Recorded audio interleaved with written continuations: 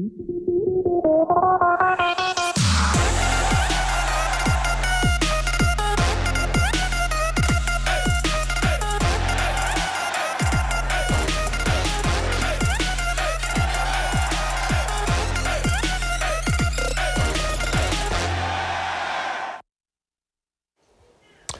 evening and welcome to Hoops Friday Night, week number 8. I'm Dave Ciseski. Alongside Tony Quach, Justin Dirks will join us later on. But let's tip the night off with some track action. That's right, Dave. The Lima Senior Spartans enter tonight 2 games out of first place of the Three Rivers Athletic Conference. They welcome in the Findlay Trojans here from the Flag City, who entered tonight with the #1 spot in the track. Findlay tied for first in the track at 5-1, coming into Lima, their first quarter senior, not wasting any time. Brandon Moore gets a shot off the glass. Anthony Mosley puts it in. Findlay looking to answer, though, however. Will Cordonier finds Sam Ernst, who drops a triple. Trojans take the 1-point lead. Spartans march right back down. However, Jaquel Cotton drops the jumper from the top. Lima up by 1. Spartans defense cooking now as they get the steal, and eventually the pass finds its way back to Amarian Glenn, who dials it up from long range and good. Spartans up by 4.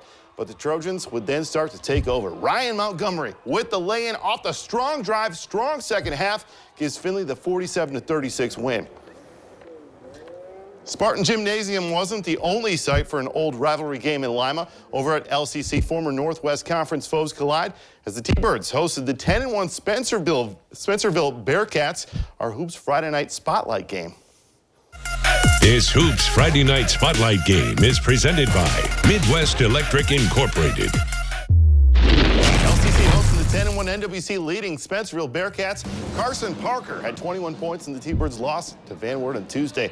Second half three-pointer in your living room from Owen Sensabaugh off the mark. However, the ball will find Josh Henline, who drops a long range 2. Bearcats up by 9. But the T-Birds looking to make a run off the rebound here. Outlet pass from Parker Judy up to Matthew Quatman, who lays it up. Lead cut to 6.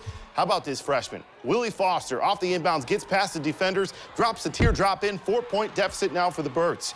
Next possession, though, Foster again gets a step on the D, puts it on off the window. 2-point Bearcat lead now. But the Bearcats lead the NWC for a reason. Carter Sudhoff finds Sensabaugh, who triples from long distance. Bearcats win this one 64-52. The PCL's Columbus Grove Bulldogs taking on the NWC's Lincoln View Lancers. Dogs atop the PCL at 2-0 with the Clyde Lancers. Lancers looking for their first conference victory of the year. They'll pick things up in the second half. Lancers on the attack. Austin Bruckrath gets the layup, home team up by 1. Lancers, Reed Jackson, though, on the drive. Check this out. Pops the jumper. That's good. CG, though, would answer in a big way. Trenton Barraza gets the hoop. Count that, baby, and the foul. Few minutes later, a dagger by Zach Reynolds from long range. Grove wins 56-42. Bluffton takes the night off from the Pirates ship to do battle with the Lipstick Vikings. Pirates have won 6 of their last 7 games entered tonight, while the Vikes have won 3 of their last 4. We pick up in the action in the second. Bluffton up 22-20. Terrion Boblet drives baseline, gets the reverse layup. Bluffton now leads by 4. Then Landon Worcester finds Merrick Donaldson, and he gets the 2. Pirates still leading by 4. Then off the inbounds pass, Quinn Schrader with a dart pass to Trent Siefker, and the junior hangs 3 on the board. Vikings now down by 1. On the other end, John Paul Yoder gets the rebound, gives it off to Carson Soper, and Soper hits the jumper. Bluffton leads by 3, and they're not done yet. Wayne Ginther drives the hoop. He turns and gets it through the 10. Bluffton wins 73-64. The Allen East Mustangs enter tonight having won 4 consecutive games, while Doug Etzler's Knights look to defend home court and improve on their 6-game winning streak.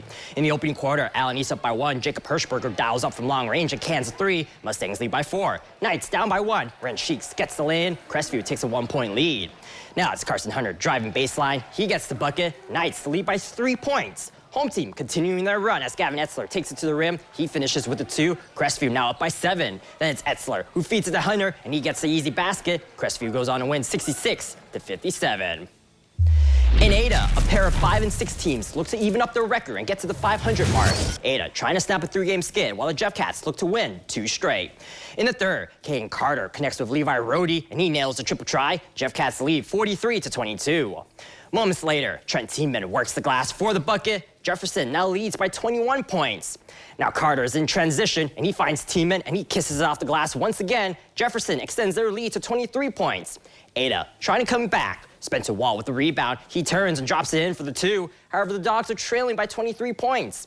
Now it's Tiemann Carter Agner, and the sophomore gets in there and he puts it in. Jefferson wins this game, 61-38. We need to take our first break on Hoops Friday Night. When we come back, we have action from a wild, wild night from the Western Buckeye lead. Stay tuned for more. Welcome back. The Ottawa Glandorf Titans have dominated their opponents as of late. During their 5-game winning streak, the Titans have held their opponents to an average of 48 points, while the offense has averaged nearly 77 points per game. History can be made tonight as number 22, Colin White, enters this game 25 points away from 1K. The OG Titans look to extend their win streak to 6 as they take on Bath. In the second quarter, OG leads Bath by 30 points and White lets it fly from beyond the arc. The Titans now lead by 33. Bath try to chip away. Drake Craddock finds Xavier Tickle and he finds his way to the rack for 2. Bath now down by 31. Wildcats still trailing, but here's Cole Craddock laying it in with the left. The road team trails by 33. But the Titans not letting up. In the third, Hunter Steckschulte connects with White in the paint, and with a man in his face, he gets the bucket. The junior is now 2 away from 1K, as OG leads by 38 points. And they keep adding on, as Caden Erfurt finds White, and he lets it fly once more. Nothing but net for him, and there it is. White surpasses the 1,000-point mark. He's the 13th player in OG history to reach that milestone, joining his sister and his mother as well. Titans go on to win this game, 70-25. More WBL action as the Van Wert Cougars looking for their 8th win, but it has to come on the road at St. Mary's. Cougars coming off a road win against LCC. Second half, Garrett Gunter with the ball. He drives underneath the basket, feeds it to Luke Wessel, who drops it in. 28-27, Riders lead. Cougars at it again. Carson Smith with a long 3. Aiden Pratt with the board and put back in. He gives Van Wert the lead, 29-28. Riders we get later their offense going here. It's Cobain Owens who hits the J at the top of the key. Riders down 31-30 now. St. Mary's later in the third. They set up their offense, and look how it worked out here. Dialing it up, passing it around the rock. Eventually, would find Jace Turner, and he put it in. Riders take the lead, but moments later, why not return the ball to Turner? He does his thing once again, kisses it off the glass, gets the basket to fall. St. Mary's goes on to win 62-60. Now for a dogfight in Salina tonight. It's been a struggle this far for Salina at 1-11. However, a chance for a nice win on the resume as their host in 6-5 Elida. Salina gets us started. Caleb Gabes with the bounce pass to Braylon Gabes, was able to make his defender slide off him, takes advantage, gets the game's first points. Salina keeping an early start going, though. Their next possession, Landon Ackley launches the long 2 and sinks it, giving the Bulldogs a 4-point lead. Elida would get on the board, though, moments later, and they'd add to it. As Seth Sharp drives it in himself, he gets the shot to fall in the paint, but Salina's hot start would continue as Braylon Gabes gets a long-range triple, try to drop here and give Salina the lead. Salina, they'd go on to win, though, 43-40. Now over to Justin Dirks with more WBL action. Thank you, Dave. Coach Triplett and the 6-5 Shawnee Indians are coming off back-to-back losses, and tonight they host Coach Elchert and the 4-7 Wapak Redskins, who won 2 of the last 3, as the Redskins and the Indians square off in a WBL showdown. Skins are 1-2 in the conference after getting their first conference win by 2 points last week against Van Wert in overtime, while the Tribe are 2-1 with their only conference loss coming against Defiance last week. 34-25 Skins to start the second half. Zach Niekamp gets the ball off the screen. He drains that dime from downtown, nothing but net. Wapak up 12. Now watch the hustle on the other end by Toby Freiberger. He gets his own board off the miss and again gets the board. He made sure he made this basket. Tribe down 10. Then off the miss, nothing but space in front of Cash Shaldy. That's cash money for the Redskins. Road team goes up by 10. And Beckett Berkey had himself a night. He drives to the hoop and puts up the bucket while double team, home team crawling back down 8. Then good ball movement from Wapak finds Shaldy cashing in on the 3 ball as Wapak gets the overtime victory, 56-54. Taking a look at more WBL scores as the Bulldogs from Defiance get the win on the road against the Wildcats in Kenton with a final score of 72-43. Now we need to take a quick break on Hoops Friday night. When we come back, we have action from the Mighty Mac and the Northwest Central Conference. Stay tuned for more. Welcome back. Let's head to the MAC now. The 7-2 Blue Jays of St. John's are on a 3-game winning streak as they host conference opponent 4-7 Parkway Panthers, looking for a win after losing 4 straight. St. John's is 2-1 in the conference with a win against Fort Recovery last week, while the Panthers are 1-2 in the MAC with their only conference win coming against Minster. Let's pick up the action in the first. Cameron Elwer was on fire to start the game as Elwer pumps and goes left as he stops and puts up the fadeaway jumper, first basket of the game for the Blue Jays. On the other end, Braden Bruns hits that shot from beyond the arc. Now the Panthers would go up by 1 early. Then Panthers driving. It's a Stearns connection. Trevor with the bounce pass to Bryce. He lays that up with ease. Road team down by 1. Blue Jays on the perimeter now. Austin Munter pulls the trigger and bangs that off the glass. Home team up by 4. And they keep it rolling. Off the steal, Elwer drives to the hoop for the basket. He gets the foul. Elwer with the points as Blue Jay gets the win, number 8, with a 60-40 victory. Now more max scores from the night coming at you as New Bremen came into Marion Local, but it was the Flyers coming out on top, 59-49. Then the Wildcats of Minster take on the Versailles Tigers, but the Tigers' roar would not be denied, 75-48 the score in that one. Then the Indians out of Fort Recovery can't get the win as the Coldwater Cavs get the dub at home, 57-51. Then St. Henry making easy work on the road tonight as they beat the Rangers of New Knoxville, 72-54.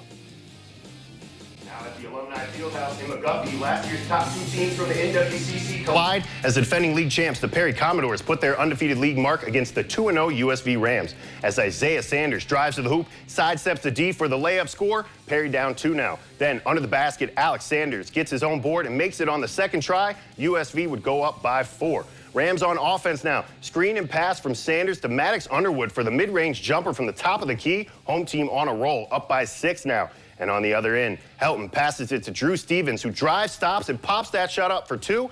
Nice mid-air adjustment. Rams up by 6 again, and it was all Upper Scioto from there as Alex Sanders hits the nice floater in the lane with the contact as the Rams stay undefeated in the NWCC with a 54-39 victory. More NWCC scores from coming at you now as the Pioneers of Temple Christian head to Ridgedale and beat the Rockets on their court 46-42. And the Golden Gophers of Ridgemont take care of the Waynesfield Goshen Tigers with a final score of 63-50. Then finally, the Comets soar tonight with a close win on the road as Elgin hands the Polar Bears a Hardin Northern a 1-point loss, 48-47 the final. Thanks, Justin. To the BVC, the Pandora Gilboa Rockets take down the Van Loo Wildcats at home, 78-31. The Van Buren Black Knights win on the road, 67-46 against Riverside. The Liberty Benton Eagles defended home court against Arcadia, 62-20. And the Arlington Red Devils are winners on the road, 74-27 against North Baltimore. The Corey Rossin Hornets also win on the road against the Macomb Panthers, 46-35 was the final. We also have a pair of games in Putnam County. The Continental Pirates win against the Fort Jennings Musketeers, 42-37. The Ottoville Big Green wins the Nail Biter, 53-52 was the final against Miller City.